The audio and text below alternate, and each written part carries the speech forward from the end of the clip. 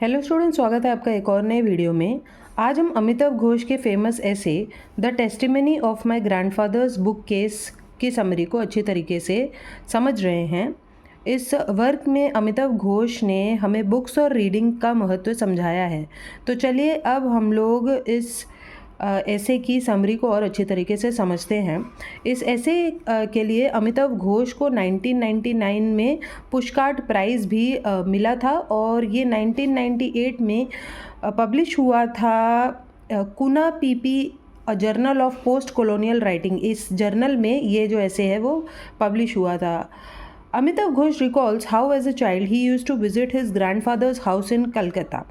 तो अमिताभ घोष याद कर रहे हैं कि कैसे जब वो एक बच्चे थे तब वो अपने ग्रैंडफादर के घर जाया करते थे कलकत्ता में, where he cultivated the habit of reading. और बहुत ज़्यादा रीडिंग करने की जो हैबिट है वो उन्हें अपने ग्रैंडफादर के घर में ही लगी। His grandfathers house was a noisy place. तो वो बताते हैं कि उनके जो ग्रैंडफादर का घर था वो बहुत ही नॉइजी प्लेस था। वहाँ अलग अलग तरह की आवाज़ें होती रहती थी क्योंकि वहाँ बहुत सारे लोग रहते थे। The walls of the house were lined with rows of books. तो बताते हैं कि कैसे उस घर की जो दीवारें हैं वहाँ पर बहुत सारी किताबें बुक केस में रखी रहती थी, स्टैक की हुई, विच where displayed in a large hall. और एक बड़ा सा हॉल था जिसमें ये बुक केसेस रखे रहते थे और उन बुक केसेस में ये जो किताबें थी वो रखी रहती थी।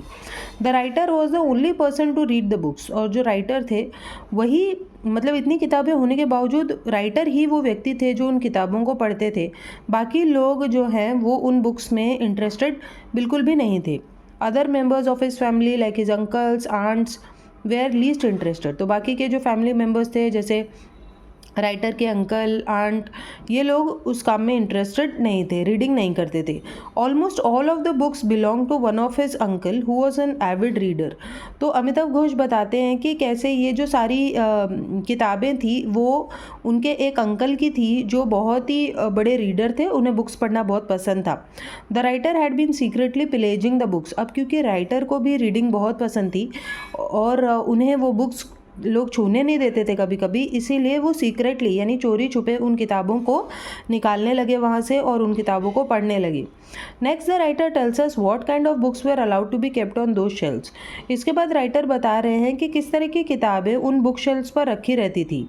They were not text books और school books but novels and some poetry books. तो जो किताबें उन बुक शेल्व्स पर रखी हुई थी वो कोई टेक्स्ट बुक या स्कूल की किताबें नहीं थी, वो नॉवेल्स थी और बहुत सारी पोइट्री बुक्स थी। तो अलग अलग राइटर्स की नॉवेल्स और पोइट्री की जो बुक्स थी वो वहाँ रखी हुई थी।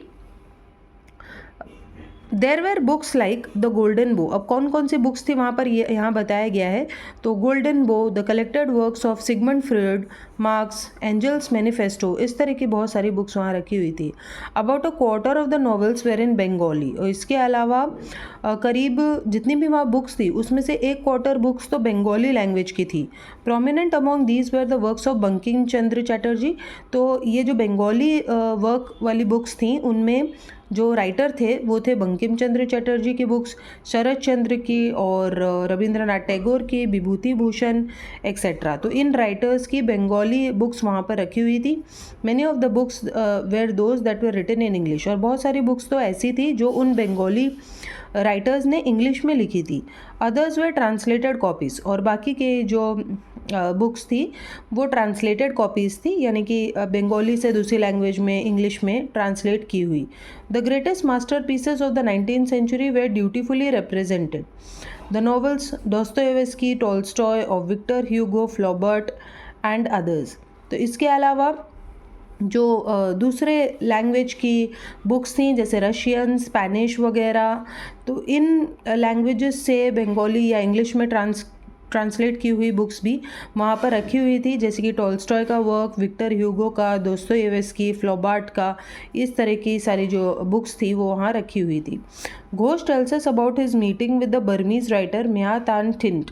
उसके बाद फिर अमिताभ घोष बता रहे हैं कि कैसे वो एक बार बर्मा के राइटर म्या तान ठिंट से मिले थे, who had spent more than a decade as a political prisoner.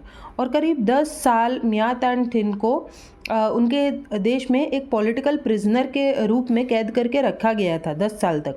Looking through his book shelves he discovered that Myat and Tin's book shelves were similar to his uncles.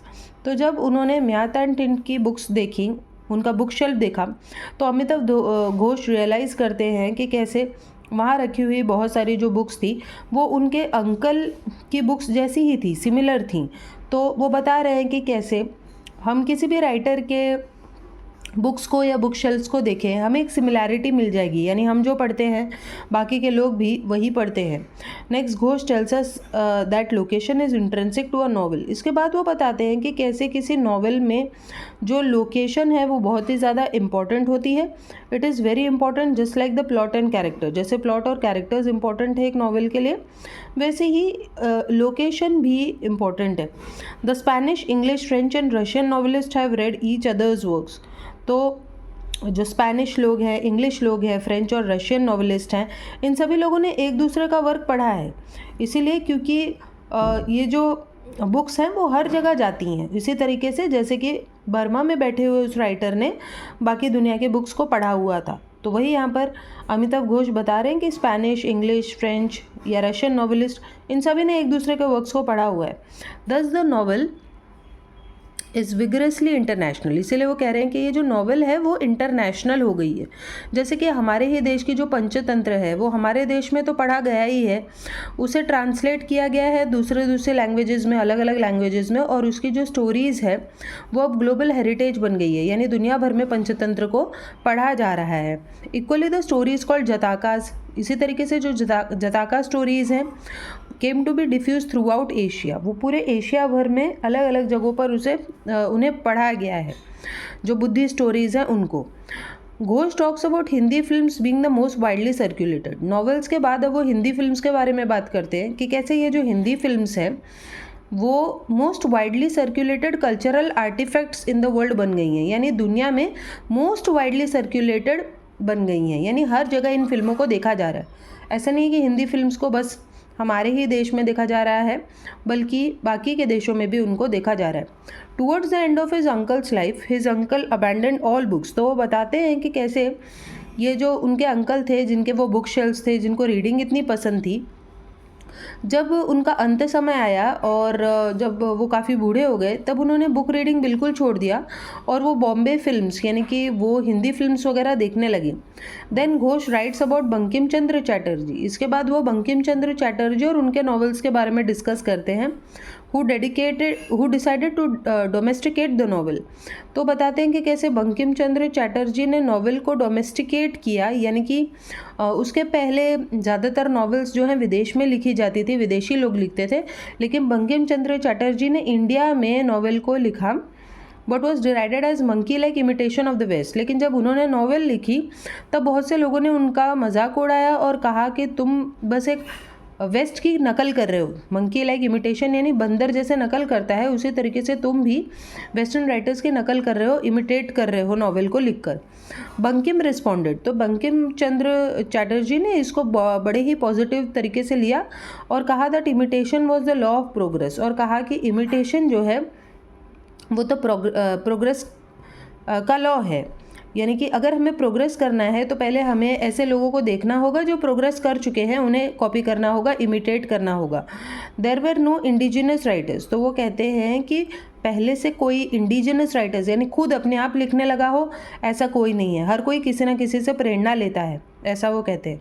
They were either inspired by Sanskrit writers और European, यानी हर writer जो है वो या तो Sanskrit writer से inspired है या यूरोपियन राइटर्स से। जितने भी हमारे देश में राइटर्स हैं उनके बारे में बंकिम चंद्र चैटर्जी कहते हैं। Amitabh Ghosh then proceeds to discuss Bankim's novel Rajmohan's wife.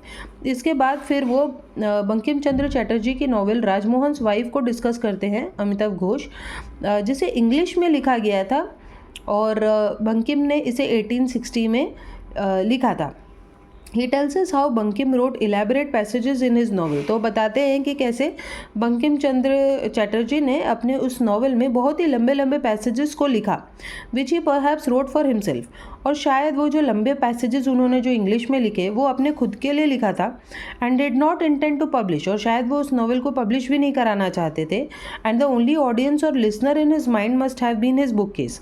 और शायद जो ऑडियंस उनके दिमाग में थी कि ये जो बड़े बड़े पैसेजेस हैं या उनकी नॉवेल है, उसको जो सुनेगा वो सिर्फ शायद उनकी बुक केस होगी, ऐसा उन्होंने सोचा था कि उनका बुक केस ही उन वर्ड्स को, उन पैसेजेस को सुनेगा, ऐसा उन्होंने सोचा था।